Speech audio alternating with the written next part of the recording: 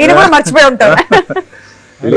అలాంటి ఎక్స్ప్రెషన్ ఇస్తే ఆడియన్స్ పట్టేస్తారు నువ్వేనా అని. లేదు నాకు చాలా ఎక్సైటింగ్ గా ఉందండి. నా ఫేవరెట్ యాక్టర్లు అందరూ కూర్చుని అభిరామి గారు ఇట్లా ప్రాసెస్ గురించి ఎక్స్ప్లెయిన్ చేస్తుంటే ఎన్ని క్వశ్చన్లు అడిగాను, ఇట్లా చేశానంటే చెప్పండి ఇంకా చెప్పండి, I want to know more అని. Because there is no boundaries. ఇప్పుడు తమిళ్ తెలుగు అలా ఏం లేదు.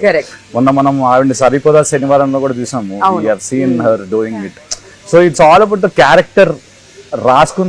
రాసుకున్న దానికి ఎవడు న్యాయం చేయగలడు అనేది చూసుకుని అది రాష్ట్ర వ్యాప్తంగా ఎవరున్నారని చూసి తీసుకురావడం, గుర్తు పెట్టుకోవడం అనేది ఏదైతే ఉందో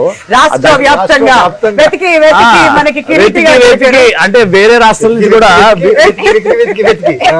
వెతికి అట్లా గుర్తు పెట్టుకుని మరి ఆయన అట్లా గుర్తు పెట్టుకుని కాల్ చేయడం అనేది it's we are all thankful for Naveen because like మనోడు చెప్పినట్టు కరెక్ట్ టైం లో గుర్తు రాలేదు అనుకోండి, చుట్టుపక్కల 100 ఆప్షన్లు ఉంటాయి ఆల్రెడీ. సినిమాకి సర్కిల్ మారిపోతుంటారు. మనం అనుకుంటాం అరే మనం చాలా బాగా ఇస్తాం, మళ్ళీ పిలుస్తారు. సినిమాకి సర్కిల్ మారిపోతుంటాయి.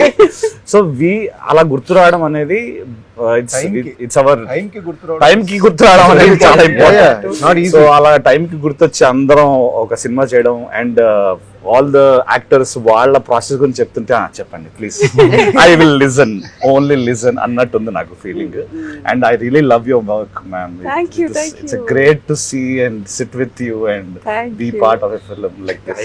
అయ్యో ప్లీజ్, no, next question అడగండి ప్లీజ్.